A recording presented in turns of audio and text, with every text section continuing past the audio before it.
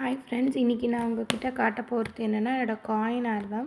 So எனக்கு சின்ன வயசுலேருந்து இந்த காயின் கலெக்ஷன் பண்ணுவேன். ஸோ இங்கே பாருங்களேன், 3 பைசே, 20 பைசே, 10 பைசே இதெல்லாம் இருக்கும். இந்த 5 ருபீஸ்லேயே பார்த்தீங்கன்னா டிஃப்ரெண்ட் 5 ருபீஸ் வச்சுருப்பேன். இது ஒரு மாதிரி 5 ருபீஸ், இது ஒரு மாதிரி 5 ருபீஸ் இருக்கும். இது ஒரு மாதிரி 5 ருபீஸ். இது 10 பைசே, ஓகேங்களா.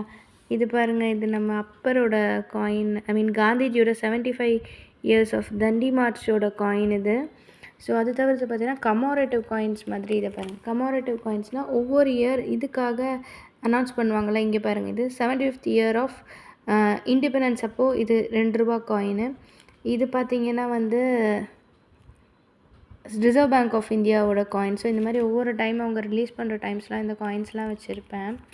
ஸோ இங்கே இந்த காயின்ஸ் எல்லாமே. ஸோ இது பார்த்திங்கன்னா 50 பைஸ் காயின்ஸு.